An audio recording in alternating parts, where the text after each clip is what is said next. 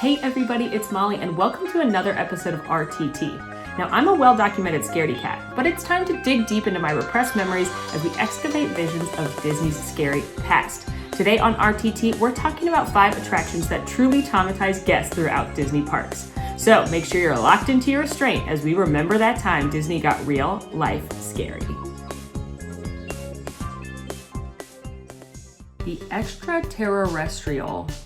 Terrestrial. Terrestrial? Terrestrial.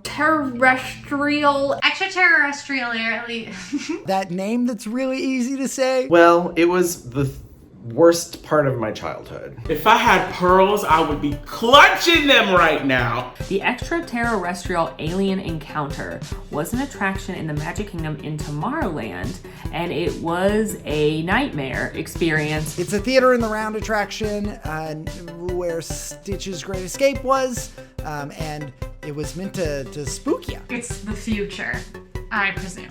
It's Tomorrowland, so it's the future. You are investors or something, or just guests at this super cool new technology expo. They're trying to transport a creature, an alien. And let me just say, I am extremely on board with teleportation. I am supremely lazy. The Tomorrowland Authority and XS, whatever it is. They had like this technology that they were showing off about all these new inventions and these. They are going to teleport somebody from the audience to go meet the executives on their planet. In like this just stroke of genius. Seize with inspiration. The executive decides instead, I'm teleported to Earth. I can meet all of you. But we need you to come and sit in this chamber with no windows and no doors. And we're going to strap you in. I'm in here. I'm locked in. All the lights go out, and there's an alien on the loose, and it's gonna get ya. It just jumped on my shoulders. It's on top of me. I'm stuck in here. Get me out of here. There's shattered glass in front of me. I know this is it, man. They got it. They got a real alien in here today. So I never actually went on it. I was pretty little. I want to say my dad did not know it was scary. And he took me in, and the pre-show was so terrifying that luckily it scared me off. One time, I was like 16 and I still cried. I was lucky. I had parents who were like, you're gonna be fearless. Let's put you on this terrifying ride full of aliens that will haunt your dreams for the rest of your life. That just when you think you can relax and trust something or someone completely, they go and dribble drool on your hand while it's stuck inside of a chair. if I have to say what's dripping on you from the alien, I am going spit. I think it's just like spit and goo. Like I think it's just like alien goo. He did just eat a person, so he's probably drooling. I actually am fairly certain that they at least started with the concept that it was the blood of the cast member that got murdered. They might have switched it up, but I want to say it was originally supposed to be the blood. I can't get on the blood train. I think it's those cast members' blood. But I don't think it's blood. I think Duckfist thinks it's blood, and I think Duckfist may want to see somebody to talk about that. If you, Duckfist, claim that blood was splattered on you at Alien Encounter, you are ignorant, you are wrong, you don't remember the 90s. Breedlove and Molly, I'm coming for you. Stitch's Great Escape replaced ExtraTERROrestial Alien Encounter. If you thought ExtraTERROrestial Alien Encounter was bad, just wait until you ride Stitch's Great Escape. We're still gonna terrify you. But it's not that bad because, Stitch, he's cute. He's aggressive. Let's keep the whole ride system, but add smelly burps. I would rather be spit on by that disgusting alien than have Stitch burp chili cheese dog in my face. And there was this smell. Keep this on the DL. This is between you and me. But I don't hate it that much. I think I enjoy when I am made to smell things in Disney World, and I enjoyed the chili cheese burp. Wow, I can't believe I just said that out loud. I really like the saying that Imagineers use, fear minus death equals fun, because I relate to that. I am scared of most things, and somehow I don't die. And then I get to have fun because I eat Disney snacks. Oh, shut up, Scruffy. You're not burned, you've just got a healthy glow. And gentlemen, the Goosebumps Horrorland Fright Show. Goosebumps Horrorland Fright Show. It was a show in MGM Studios from 1996 to 1997. It ran for just a little bit over a year. And it was a show inspired by the hit books R.L. Stein's Goosebumps. RL stands for really, Larry?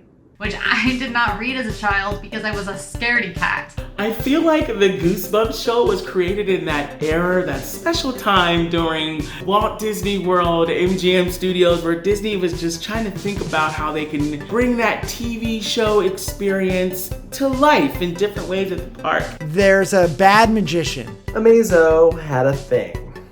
He had a thing for torturing little children, and he liked to do it in front of large groups of people. They got volunteers from the audience, 2 kids from the audience to come up. Normally at these shows, when they're gonna pick a volunteer, you have to be like the first people there. So you had to arrive at the Goosebumps show like 3 hours early, and you just like were in there sitting because you wanted some air conditioning. And then some cast member would be like, "Hey, do you want to be in the show?" And you'd be like, "Sure." Oh my god, yeah. And then they would have you sign this incredibly insane waiver, and the parents were just like, "What's happening?" But little Timmy really wanted to do it and be in the Goosebumps show, and so Mom let him, but now little Timmy needs therapy, so. And basically this magician, Amazo, was doing tricks with them. It was cool. They were his lovely assistants. And then he puts them in a box, and he's gonna do like a Harry Houdini escape trip where he's gonna get the kids out of the locked box. But the door gets stuck. I'm like, that's fine. Leave them in there. It's just a box. But it's not just a box. There are spikes lowering into the box that these children from the audience are in. That happened? Amazo, it's getting, the spikes are coming down pretty quickly, and you're not, it looks like they're, Amazo, the spikes are going, the spikes are now where the children are screaming. But then they disappear, and then this ventriloquist that's very tall, approximately the size of a human, comes out of the box and... I need more film. I run out of film. Got the little disposable, and they're like, got it. You're a ventriloquist dummy now. This one's going in the scrapbook. Jeff Dunham just shows up, right? Like the box opens, and out comes Jeff Dunham. And you're like, oh, Jeff Dunham. All these monsters try to take over the show, and eventually Amazo comes back, because he left at some point, but he comes back with the kids and saves the day, and the kids are there, and everything's fine, obviously, but like, maybe everything's not fine, because it's not fine for the audience who just watched it. Oh, I remember being too scared to read those books as a child. I remember trying to watch the television show and being scared of it, so I just think, why would you like be enjoying a nice day at Disney's MGM Studios? You take a tour on the Great Movie Ride, you go on Star Tours, and then you're like, watch your child get murdered by a B-rate magician. If I heard the Goosebumps show was returning, that I would do the same thing that I do with the Disney Junior Dance Party and not go to it, because I'm an adult man and I would like to avoid as many creepy perceptions of me as possible, because there are already many that are true. I would think that we did something wrong as a society for it to come back, and I would think it was punishment. Lots of people like Jeff Dunham, all right? And you may not understand why people like the Goosebumps show. I don't understand why people like Jeff Dunham, but a lot of people do. And so for those people, bring the show back. We just need some Jeff Dunham in the Disney space. Imagine me alone at the Disney Junior Dance Party. Do you have goosebumps yet? You don't? Maybe you're already dead. Studios, and don't forget about our Hall of Mirrors stage right next door. See you later. And welcome to our show. Tough to Be a Bug is a 3D theater show at Disney's Animal Kingdom. A Bug's Life inspired Disney 4D attraction show where you shrink down to the size of a bug and you go under a tree. Yes, inside the actual Tree of Life, which is reason enough to attend. It was an opening attraction with the park, but basically it's a 4D show where you are invited to be a bug for a day and kind of like join in with Flick and Pals. And you put on 3D glasses and lots of things come out at you and like poke you and hurt you and scare you. I have seen It's Tough to Be a Bug countless times, and I'm in the minority because I love It's Tough to Be a Bug. I've seen It's Tough to Be a Bug at different stages of my life, and each and every one has been worse than the last. I love It's Tough to Be a Bug. I was a wimp when I was a child, and that ride gets very dark, and I was very afraid of the dark as a child. I cried once on Spaceship Earth because it was too dark. I don't love it, if I'm being honest. I'm not a small child, so I'm not scared of it. Even though I'm scared of everything else, bugs don't really scare me that much.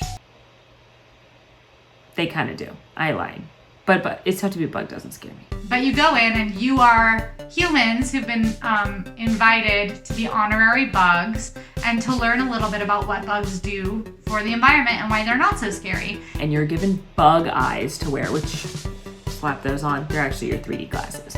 Then Ruh-roh, Hopper comes in, and Hopper's like you humans, you step on us, you squash us, you don't deserve us, and I'm going to treat you just like you treat us.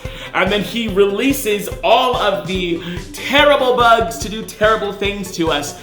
I think that he gets eaten, and then he goes away, and the variety show finishes, and there's a musical number. If you like vegetables, fresh fruit, and flowers. Excuse me, I would like to start over because this is my only opportunity to sing the song and have it make any sense. If you like vegetables, fresh fruit. If you like vegetables, fresh fruit, and flowers, give thanks to our. Thanks. This isn't gonna work. I need to get something. Hold on. Here.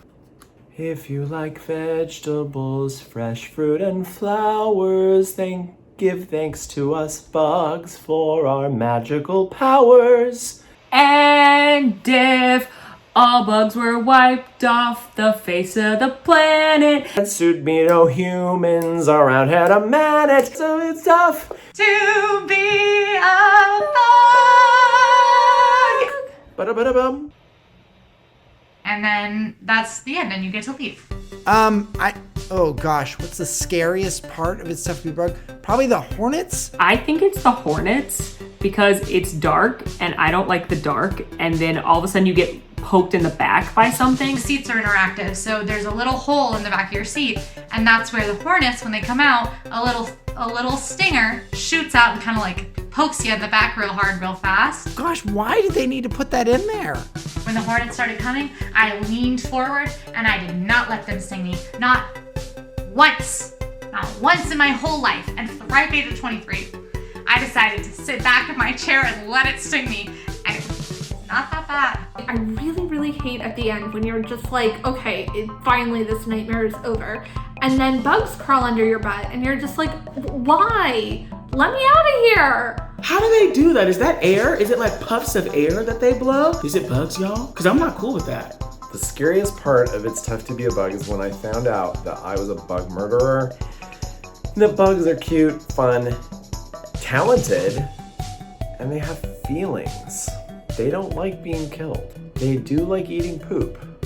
So it's kind of hard to somehow sympathize with them in certain ways, but in other ways, it's easy. What's the scariest part of It's Tough to Be a Bug? The scariest part is me. I think It's Tough to Be a Bug gets a hard rap. And people are like, I don't like it, it's scary. Morgan. It's tough to be a bug is in prime real estate. It's like built into the theater underneath Tree of Life, which is really awesome. And if you ever get the chance, the line, like to go through the line is really cool. Just don't go in the actual show. I wouldn't recommend it. I made honorary box. Honorary what? They're our biggest enemy.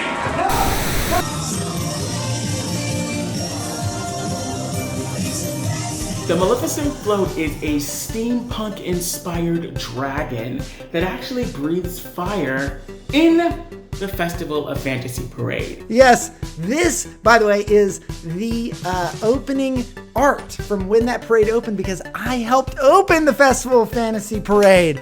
It's the Festival of Fantasy. The Flora, Fauna, and Flora, Fauna, and Merryweather are on like the little like, what are those things called that people got that was like really famous? I like don't know anything. Flora, Fauna, and Merryweather are on hoverboards, and then you see like the prince, and he's fighting like the vines that have come to life, and then in all of her glory, Maleficent in her dragon form, steampunk style, and the music swells and it's dramatic, and she breathes fire, and it's really a sight to see. It's one of the best floats that a Disney parade has ever had. It's cool. Like, I really like dragons. I think they're awesome. And the Maleficent float is awesome. She's so cool. I honestly don't have the Maleficent. Melissa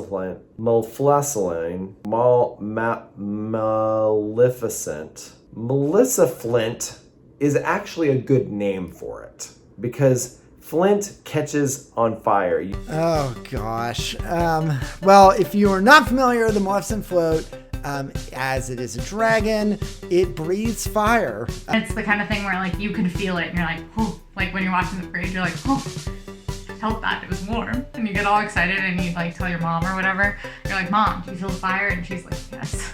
And on one fateful day, it caught fire. It didn't just breathe fire, it caught fire. And that extended to the head and sat on parade route burning for a while. Music still playing, still rolling down the street, dancer still dancing, and her head is just on fire. I assume it was a hot day in Florida, as it often is, and Maleficent just manifested what we're all feeling going to a Disney theme park in July, which is that it is so hot you literally feel like you're on fire. If I was there that day, I would have immediately run down Main Street to the exit and probably got in the water. I would have jumped in the water for fear that embers had fallen onto my satin breedlove jacket. Nobody got hurt, so it's kind of like something that we can all like laugh about now. Maybe it was a warning of what's to come in 2020. Maybe it was like, oh, you think the Maleficent float being on fire is bad? Just wait. I mean, it's kind of exciting. You know, it's fun when stuff goes wrong in Disney parks as long as nobody gets hurt. Like, getting evacuated from a ride is cool. Watching Maleficent's head burst into flame, also cool. These are the moments we live for in Disney history and culture. What I was really worried about was that they would take the flame effect away. Because it had happened, the float would be gone forever. And I'm happy that it's still in the parade. I think it's a really, really, really cool float, and I'm glad it's still there. To be honest with you, Disney's had quite a couple of issues with Maleficent dragons in the past. There's been some accidents at Fantasmic in Disneyland where Murphy just didn't blow fire or just didn't work at all, and they had to cancel the entire show or stop it completely. So whoever's building these dragons, I'm glad that you guys finally got a hold on it because we want our Maleficent to breathe fire, not be on fire. I think it just breathing fire is enough. I know Disney's always trying to plus up their work, and I appreciate that effort, but I don't think you need to actually set the floats on fire.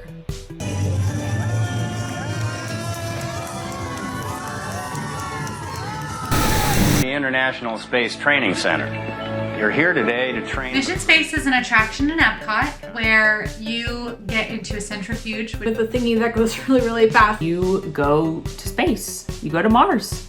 You're an astronaut in training, and you head out into the great wide universe and try not to throw up. When it first opened, it was only the orange, more intense. And I just didn't expect that. I just was expecting like Spaceship Earth. And instead I got, you know, And they got a bunch of pushback on the intensity of the ride. Now there's Mission Space Green Side and Orange Side, and Green Side is less intense than Orange Side. Fun fact, I have not been on it since they switched over because I went on it once when it first opened and I said never again. I think the attraction technologically is bananas. It took like over 5 years for Disney to develop it. They worked with NASA. NASA astronauts that have gone to the real space have said this is the most realistic thing they've ever done besides actually going to space. The closest thing to simulating space travel they've ever had. The plot of Mission Space is that you are an astronaut being trained to travel to space. And Lieutenant Dan, and now it's not him anymore, but still get invited to join the crew of shuttle takeoff, and then you board it, and you each have a role: navigator and engineer and pilot commander. And you have to fly the rocket, you have to like engage the boosters and the thrusters and drop the casing on the rocket. I don't know how rockets work. And you take off and you feel the G's.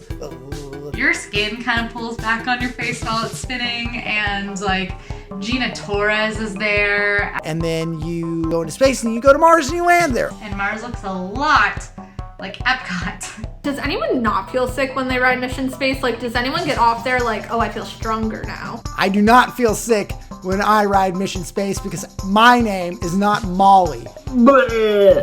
I'm intense. If you were to combine all of my phobias, it would be Mission Space. I get really freaked out when I feel nauseous, and I'm very claustrophobic. Claustrophobia? Okay. Klaus? Who is Klaus, do you think? That was like the guy that was like, don't put me in here, it's too close and dark.